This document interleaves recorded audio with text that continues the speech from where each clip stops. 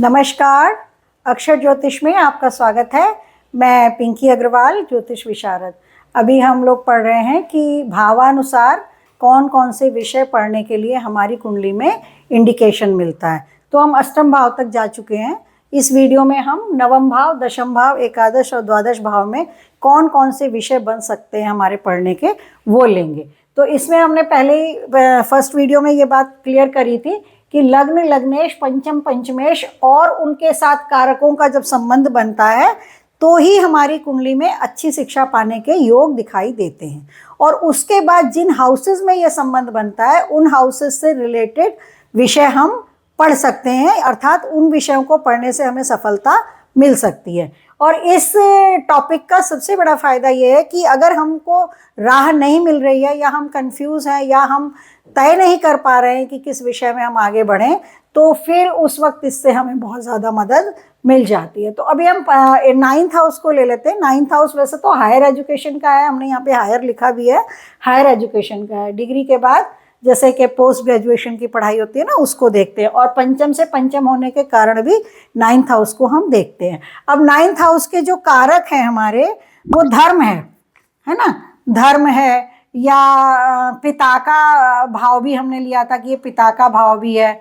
तो इसके हिसाब से देखिए इसमें क्या क्या सब्जेक्ट आ जाएंगे। जो पौराणिक विषय है ना हमारे, जैसे हिंदुस्तान में पुरानी भाषा क्या है हमारी, संस्कृत है। चीन में जाएं तो मैंडेरिन है या लैटिन भाषा है। तो जो पौराणिक कहानी है ना, पुरानी भाषा में हम सबसे पहले यहाँ पे संस्कृत लिख लेते हैं। संस्कृत यानी कि क्लासिकल लैंग्वेज जो होती है ना, वो यहाँ से हम पढ़ सकते हैं। क्लासिकल लैंग्वेज संस्कृत, मैंडेरियन, या हम लैटिन की बात कर रहे हैं। इसी तरह से कोई प्रवचन करना चाहता है, कथावाचक बनना चाहता है, तो उसका ये वाला हाउस प्रवचन करता, तो उसके लिए अगर वो कोई ग्रंथ वगैरह पढ़ता है तो वहाँ ये देखने में आता है। धार्मिक पढ़ाई आ गई इसमें। इसके अलावा यहाँ पर आ जाएगा हमारा वैदिक पढ़ाई तो आ ही गई, उसके अलावा इसमें हमारा आ जाएगा भाषा आ गई हमारी इसमें। और पिता के साथ व्यवसाय करना चाहते हैं, कोई पिता का काम करते हैं जो लोग, पिता का व्यवसाय जो आगे चलाते हैं ना, उस समय भी ये हम वो सेम देख सकते हैं कि ये उस व्यक्ति जो है उसका कर सकता है व्यवसाय। इसी तरीके से नवम भाव में हमें ट्रैवल एजेंट, क्योंकि ये लंबी यात्रा का भी है ना, तो ट्रैवल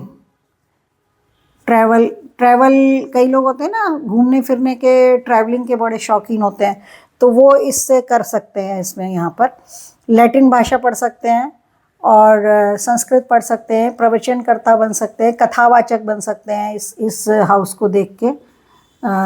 ये तो वैसे एक ही बात है। अच्छा, उसके बाद में अब हम आ जाए मान लीजिए 10th हाउस में।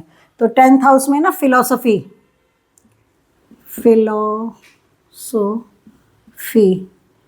यानी दर्शन शास्त्र। इस तरह से पॉलिटिकल साइंस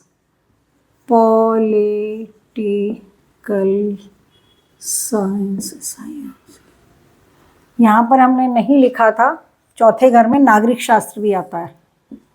नागरिक शास्त्र यानी कि सिविक्स। नागरिक शास्त्र जो है ना, ये हमारा ये 4th हाउस में आता है। इसमें यहाँ पर नागरिक शास्त्र चौथे घर में, और पॉलिटिकल साइंस जो है वो हमारी दशम भाव में जाती है। दर्शन शास्त्र भी हमारा दशम भाव में जाता है। इसी तरह से जैसे हमने सप्तम भाव में देखा व्यापार के योग दिखते हैं, यहाँ पर नौकरी के, और नौकरी भी सरकारी। तो सरकार में कोई काम करना है, सरकार के साथ कोई सरकारी, बल्कि सरकारी जो वजीफ़ा नहीं मिलता है,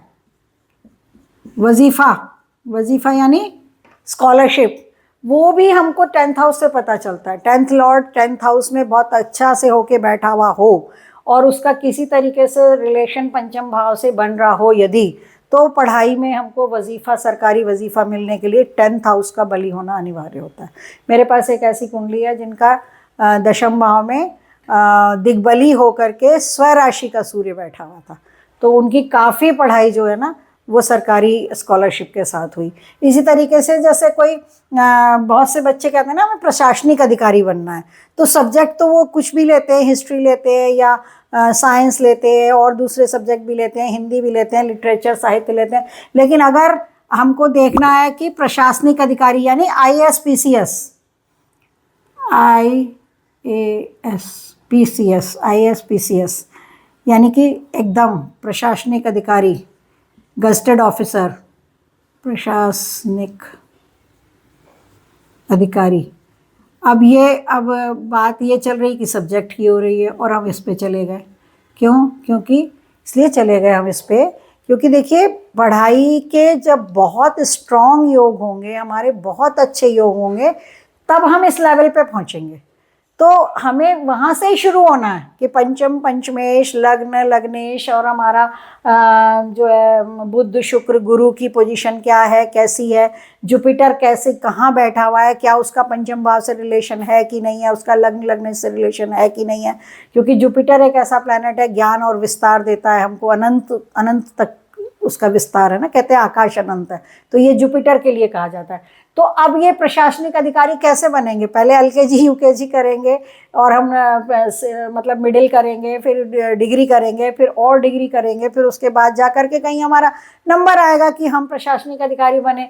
तो लेकिन नींव तो शुरुआत में ही पड़ जाती है ना। बहुत सारे लोग तो बहुत बचपन से ही शुरू कर देते हैं, प्लान कर लेते हैं कि भाई हमको तो मतलब इस लाइन में जाना है, मुझे पुलिस बनना है, मुझे अधिकारी बनना है, मुझे DM बनना है, मुझे डिप्टी बनना है, मुझे ये बनना है।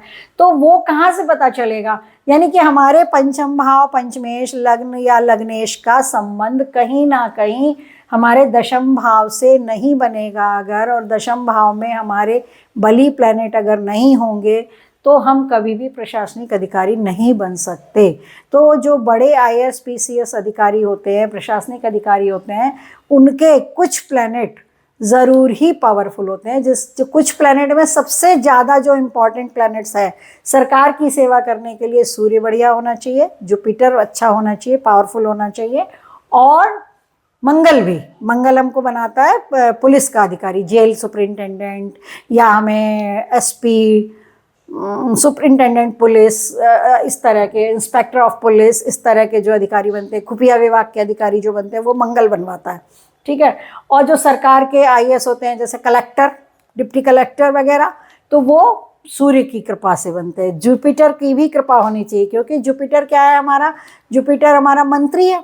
अब मंत्री सलाहकार होते हैं, तो सलाहकार सलाह देना, सलाह लेना, सलाहों पे अमल करना, ये सब जुपिटर के अंडर में है। तो बिना गुरु के, मतलब गुरु की पोजीशन अगर यहाँ होगी तो ही तो वो लग्न को देखेगा, थर्ड हाउस को देखेगा और पंचम को देखेगा, या पंचम में बैठा होगा तो फिर लग्न को देखेगा, हमारे ये इस वाले घर को देखेगा और हमारे लाभ वाले घर को देखेगा। तो जुपिटर की एक तो पहली बात, वैसे दृष्टियाँ ही इतनी अच्छी हैं कि अगर लगन में बैठेगा तो पंचम सप्तम नवम को देख लेगा, है ना। तो ये त्रिकोण में संबंध बनाता है, त्रिकोणीय दृष्टियाँ हैं चूँकि गुरु की। और गुरु प्लैनेट भी ज्ञान का है, सदाचार का है, ज्ञान का है, परोपकार का है, सद्भावना का है, डिसिप्लिन का है, और पढ़ाई लिखाई का है, ज्ञान का है। तो जुपिटर को भी बली होना है। अब जुपिटर बली हो के तो हो सकता है कि किसी को प्राइवेट में नौकरी दिला दे, पर सरकार में नौकरी चाहिए, सरकारी अधिकारी चाहिए, गजटेड ऑफिसर बनना है, तो फिर हमारा सूर्य भी पावरफुल होना अनिवार्य है। बिना सूर्य की कृपा के कोई भी बड़ा अधिकारी नहीं बन सकता। आप बहुत कुछ बन सकते हैं, पर बिना सूर्य की कृपा के प्रशासनिक अधिकारी नहीं बन सकते। तो ये शिक्षा से ही ये शुरुआत होती है ना। देखिए नींव तो बचपन में पड़ेगी, तभी तो बड़ा होके पेड़ बनेगा ना। अगर हम नींव हमारी कच्ची है, हम शुरू में नहीं अच्छे पढ़े, या शुरू में तो पढ़े फिर बाद में हम बिगड़ गए, या शुरू में चलो नहीं भी पढ़े, ज्ञान नहीं था, हम सादा पढ़ते रहे, लेकिन कहीं ना कहीं तो हमें संभलना पड़ेगा ना, तभी जा करके हम बन पाएंगे। तो इसलिए हमने इसको यहाँ पर मेंशन कर दिया है। अब उसके बाद में हम आ जाते हैं, जैसे जज वगैरह भी बनना है तो भी ये हाउस पावरफुल होना चाहिए। जज की पोस्ट भी कोई छोटी पोस्ट नहीं होती है। तो अब ये उसमें फिर 6th हाउस का भी रोल है। अब 6th हाउस का रोल नहीं होगा तो हम LLB नहीं पढ़ेंगे। जब LLB नहीं पढ़ेंगे तो LLM कैसे पढ़ेंगे, या जज का पेपर कैसे देंगे। तो ऐसा नहीं है कि खाली यही घर चाहिए, हमें ये घर भी चाहिए। ये घर यहाँ से शुरुआत होगा। अब जैसे किसी व्यक्ति का मान लीजिए किसी का सूर्य ही है, सूर्य की बात कर रहे हैं हम सरकारी अधिकारी बनाने के लिए। सूर्य मान लीजिए 6ठे घर का स्वामी है, ये मीन लगन में पोजीशन बनती है। सूर्य मान लीजिए छठे घर का स्वामी है और दशम भाव में आके बैठ गया, है ना,